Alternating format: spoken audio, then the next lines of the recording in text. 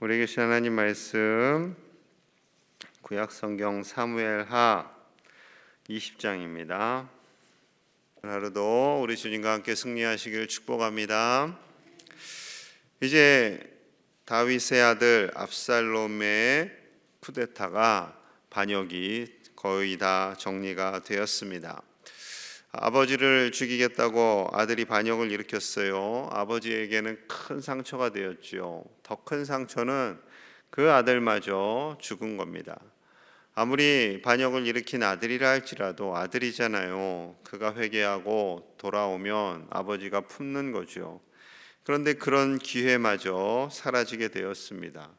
그런 슬픔을 안고 이제 예루살렘으로 돌아가려고 하는 그 찰나에 또 한 번의 어려움이 임하게 되는 거예요. 우리 인생은 산 넘어 산이지요. 자, 1절 같이 봅니다. 시작. 마침 거기에 불량배 하나가 있으니 그의 이름은 세바인데 베냐민 사람 비그리의 아들이었더라. 그가 나팔을 불며 이르되 우리는 다윗과 나눌 분깃이 없으며 이새의 아들에게서 받을 유산이 우리에게 없도다. 이스라엘아 각각 장막으로 돌아가라 하매. 갑자기 불량배 베냐민 사람 비그리의 아들 세바가 등장을 합니다. 그리고 이스라엘 11개 지파 사람들의 마음을 뺏어가는 거예요. 더 이상 다윗에게 선한 것이 없다. 다윗을 의지하지 맙시다. 다윗에게 의지해봤자 우리에게 얻을 것이 하나도 없어요 하면서 이 유다와 나머지 11개 지파를 분리하려고 하는 거죠. 얼마나 당황했겠습니까? 이 베냐민 지파 소속이라는 것은 아마도 사울 왕의 지파인 것을 우리는 알 수 있고 또 그 사울 왕을 굉장히 의지했던 사람인 것 같아요. 그러다 보니 다시 사울 왕가를 일으키려고 하는 그런 마음이 그의 안에 있었던 거죠. 다윗을 등지고 이제 더 이상 기대할 것이 없으니 우리끼리 그냥 나라를 만듭시다. 다시 또 한 번의 반역이 시작되는 거죠. 여러분, 이것은 하나님께서 세우신 왕을 인정하지 않겠다라는 거죠. 이것은 곧 하나님을 향한 불순종이 됩니다. 그런데 놀라운 것은요, 세바가 그러면 됐어요. 당신은 이상한 소리 하지 마세요. 이렇게 하면 정상인데, 자 2절 보십시오. 2절. 이에 온 이스라엘 사람들이 다윗 따르기를 그치고 올라가 비그리의 아들 세바를 따르나 유다 사람들은 그들의 왕과 합하여 요단에서 예루살렘까지 따르니라. 온 이스라엘 사람들이요 다윗 따르기를 그쳤습니다. 그래요, 맞습니다. 다윗에겐 선한 것이 없어요 하고 세바를 따르게 되는 거예요. 그러자 유다 사람들은 의리를 지키는 거죠. 예루살렘까지 함께 하게 됩니다. 다윗의 마음이 얼마나 무너졌을까요? 이거 참 큰일이다. 아들이 반역을 하더니 이제 백성들마저도 또 반역을 하고 이제 나라가 이렇게 되면 완전히 두동강 될 수 있는 거죠. 빨리 이것을 수습해야 하는 상황이 된 겁니다. 여러분, 다윗이 지금 아직 예루살렘으로 되돌아가기 직전에 벌어진 일이잖아요. 왕권을 회복해야 되는데 지금 아들에게도 상처받고 아들을 따랐던 수많은 백성들에게도 상처받고 이번에는 또 세바에게 상처를 받는 거예요. 개인의 상처 수준이 아닙니다. 나라가 분리되는 상황인 거죠. 여러분, 사단은요 늘 우리를 공격하고 무너뜨리고 불안하게 하고 나라를 가르고 백성을 가르고 한 나라에서 분열하게 하고 계속해서 갈등을 조장하려고 합니다. 그럼 서로 불신하게 하는 거죠.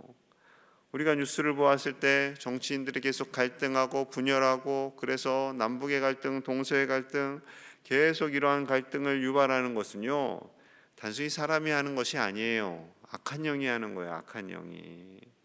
악한 영에 의해서 우리나라에 계속 갈등을 심어주는 거죠. 갈등이 심하면요 불신하게 됩니다. 다윗 왕을 백성들이 불신한 거예요. 지금 다윗에게 이제 선한 것이 없다. 아들이 아버지를 죽이려고 하고 나라가 이렇게 됐는데 더 이상 우리는 다윗과 유다와 함께 할 수 없다라고 결론을 내린 거죠. 여러분, 어려운 시기일수록 우리는 더 하나님 안에서 하나가 되어야 할 줄로 믿습니다. 그래서 하나님을 더 의지해야 되는 거예요. 인간적인 지식이나 인간적인 생각이 아니라, 사람을 의지하는 것이 아니라 하나님을 의지하는 거죠.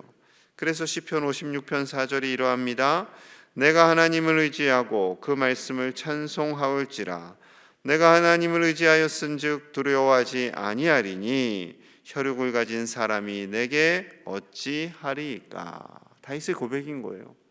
사람들의 배신, 심지어 아들의 배신도 당해본 이 다윗이 사람은 의지할 대상이 아니구나, 사랑해야 할 대상이지, 우리는 오직 하나님만을 의지하고 또 의지해야 함을 고백하고 있는 거죠. 여러분, 사람은요 긍휼과 사랑의 대상이에요. 물론 부부 간에, 가족 안에, 교회 안에 서로 의지해야 할 부분이 있어요. 그러나 하나님보다 더 의지해서는 안 될 것입니다. 우리가 오직 의지하고 바라고 기대해야 할 분은 하나님이시고, 그 하나님께서 우리 안에 사랑을 부어주시고 서로 사랑하게 하시고 화목하게 하시고 하나님의 은혜로 살게 하시는 줄로 믿습니다. 우리가 하나님을 의지하고 하나님께서 주시는 힘과 능력으로 이 나라가 갈라지지 않고 하나 될 수 있기를 기도하시는 이 새벽이 되시기를 간절히 축복합니다. 자, 이제 다윗은요 이 세바의 반역을 정리해야 돼요. 안 그러면 이제 나라가 두동강 나는 거예요. 자, 먼저 아마사에게 명령을 합니다. 자, 4절 볼게요. 4절. 왕이 아마사에게 이르되 너는 나를 위하여 3일 내로 유다 사람을 큰 소리로 불러 모으고 너도 여기 있으라 하니라. 자, 아마사가 갑자기 등장했어요. 이 아마사는요 압살롬의 지휘관입니다. 국가적인 입장에서 보면 반역자의 지휘관인 거예요. 그런데 다윗 입장에서는 품어야 되는 거예요. 이 아마사도 비록 적군의 수장이었지만 품어요. 그리고 기회를 줍니다. 3일 내로 군대를 모아서 빨리 이 세바의 반역을 정리해라.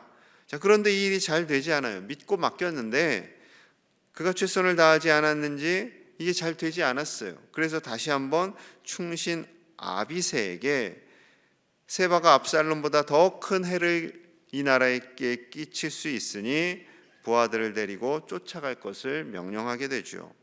자, 아비새가 요압과 함께 부하들을 이끌고 가는데요, 또 사건이 하나 발생하게 되죠. 10절입니다. 10절.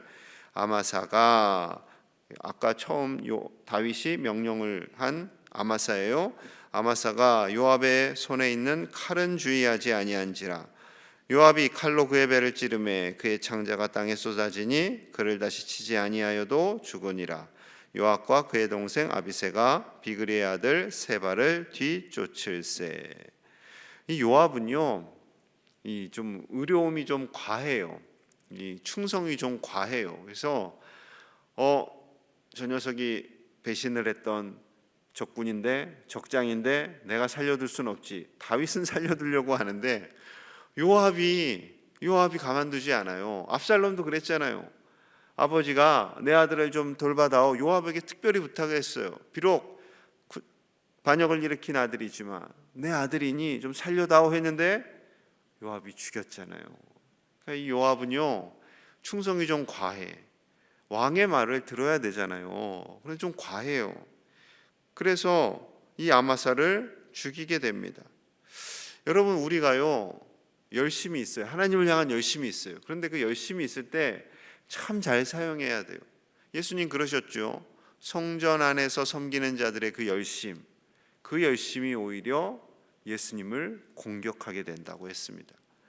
그러니 우리 안에 열심이 있어요. 하나님께 충성하고 싶어요. 그런데 하나님의 뜻 안에서 충성을 해야 되는데 종종 하나님보다 앞서가시는 분들이 계세요. 난 충성할 거야. 내가 나처럼 열심히 하는 사람이 어딨어.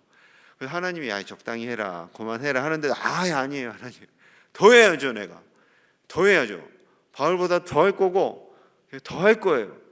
그 주변에 있는 사람들이 힘들어하거나 그 주변에 있는 사람들이 저분이 좀 잠잠하셔야 되는데 주변 사람들까지 긴장하게 해요. 여러분 그거는 선하지 않습니다. 여러분 우리의 열심이 아무리 열심히 있고 충성하는 것이 하나님의 뜻 안에서 하나님의 말씀 안에서 열심히 하는 것이지 그 열심이 과해지면요 선하지가 않아요. 제가 갑자기 우리 교회 예배당을 건축해야 돼요. 기도하다가 피를 팍 받았어. 그래서 여러분 우리는 하나님을 위해서 최고의 아름다운 예배당을 지어야겠습니다. 광양에서 최고의 이 호남 전체에서 아름다운 성전을 지읍시다 해서 1,000억짜리 성전을 지읍시다. 그럼 정신이 나간 거예요? 안 나간 거예요? 나간 거죠. 이런 식인 거예요. 이런 식. 하나님께 아름다운 예배당 드리는 것 좋죠. 그러나 규모 안에서 우리 교회의 규모 안에서 성도님들의 능력 안에서 그리고 이 지역에서 해가 되지 않을 만큼의 아름다운 예배당을 지어야지 1,000억짜리 5,000억짜리 그런 거 지은 거 하나님이 기뻐하시지 않는 거죠. 사랑하는 여러분, 하나님의 뜻 안에서 충성하실 수 있기를 축복합니다. 여러분 이 과한 마음은요 솔직히 내 안에 나를 드러내고 싶은 마음이 있는 거예요. 그거 잘 보셔야 돼요. 우리가 충성하고 봉사하고 헌신하는 그 모든 과정 속에 정말 내가 열심히 하고 애를 쓰는데 그것이 그 속마음에 나를 드러내고 싶은 마음은 없는지 우리는 돌아봐야 할 줄로 믿습니다. 언제나 겸손하게 하나님의 뜻 안에서 하나님의 몸된 교회를 위해 충성하시는 저와 여러분들 되시기를 축복합니다. 자, 그 사이에 세바는 무엇을 하고 있었는가? 14절 봅니다. 14절. 세바가 이스라엘 모든 지파 가운데 두루다녀서 아벨과 벳마아가와 베림 온 땅에 이르니 그 무리도 다 모여 그를 따르니라. 자, 세바가 아벨, 벳마아가, 베림 지역을 다니면서 세력을 모았습니다. 그리고 그곳에 들어갔어요. 이 소식이 요압에게 들렸고 요압은 그 아벨의 성벽을 허물려고 토성을 쌓게 됩니다. 이제 토성을 쌓아서 그 당시에 이제 전투 방식이 준 거죠. 토성을 쌓아서 성벽과 위치를 맞추고 그 성벽을 무너뜨리려고 하는데 그때 한 지혜로운 여인이 등장을 합니다. 아마도 좀 영향력이 있었던 여인인 것 같아요. 16절 봅니다. 16절. 그 성읍에서 지혜로운 여인 한 사람이 외쳐 이르되 들을지어다 들을지어다 청하건대 너희는 요압에게 이르기를 이리로 가까이 오라 내가 내게 말하려 하노라 한다 하라. 이 보통 여인이 아니에요. 요압과 이야기 좀 하겠다. 장군 나오시오 하고 여인이 당당하게 나온 겁니다. 요압도 당황스러웠겠죠. 굉장히 지혜로운 여인이 또박또박하게 따박따박 논리적으로 이야기를 하니까 그냥 힘센 요압이 주눅이 팍 들었어요.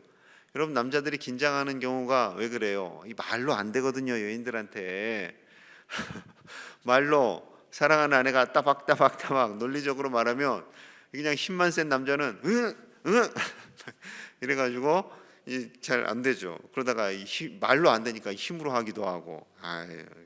그러자 이 요압이요 꼬리를 팍 내려요. 20절 21절입니다. 20절 요압이 대답하여 이르되 결단코 그렇지 아니하다 결단코 그렇지 아니하다 삼키거나 멸하거나 하려함이 아니니 결단코 아니다 결단코 아니다. 지금 요압이요 꼬리를 팍 내리고 내가 절대 이 성을 허물려고 하는 것이 아니다 당신들에게 피해를 주려고 하는 것이 아니다 이렇게 설명을 합니다. 21절 그 일이 그러한 것이 아니니라 에브라임 산지 사람 비그리의 아들 그의 이름을 세바라 하는 자가 손을 들어 왕 다윗을 대적하였나니 너희가 그만 내주면 내가 이 성벽에서 떠나가리라 하니라. 여인이 요압에게 이르되 그의 머리를 성벽에서 당신에게 내어 던지리다 하고.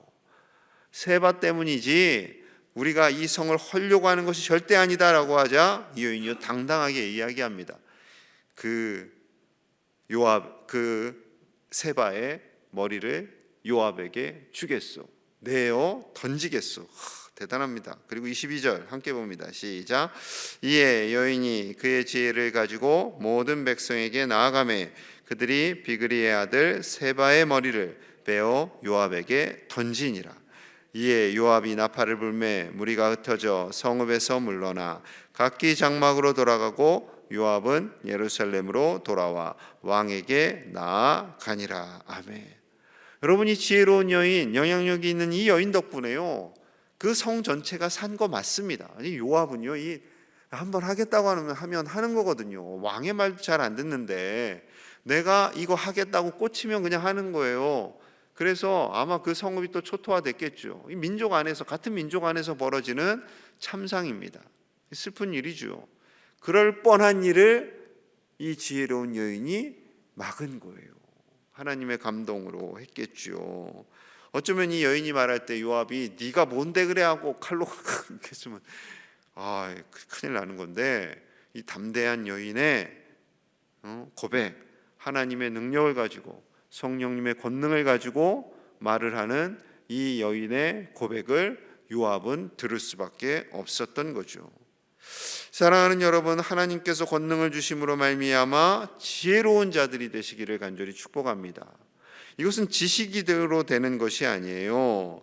나라를 사랑하는 그 마음, 하나님께서 주시는 마음, 그 마음으로 백성들을 살려야 하겠다는 그 마음으로 이 여인 나아가서 담대하게 고백을 한 거죠.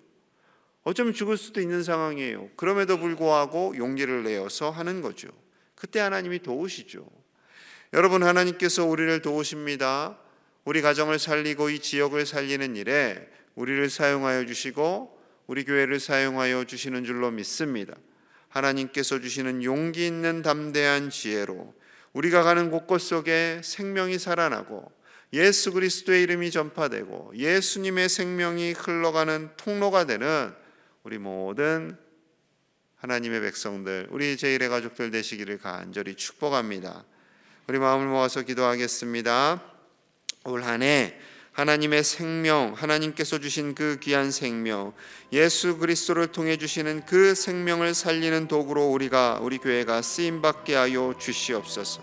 하나님께서 주시는 용기와 지혜를 가진 자들이 되게 하셔서 어떠한 상황 속에서도 굴하지 않고 담대하게 하나님의 뜻을 전하는 우리가 되게 하여 주시기를 기도합니다.